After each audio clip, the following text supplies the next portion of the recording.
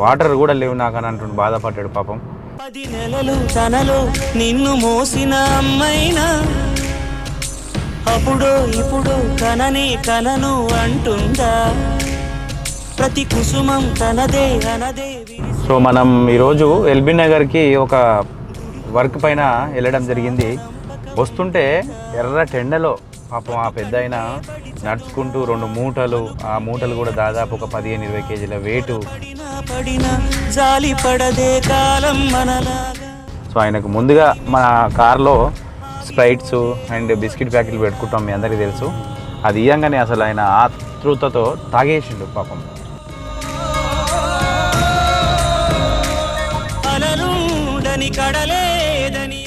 ఏదేమైనా మనం ఆ యొక్క పెద్ద ఆయనని మనం ఆశ్రమాన్ని తీసుకెళ్తున్నాం. కనులేవని నిత్యం నిదరు మంద గతము దని గమని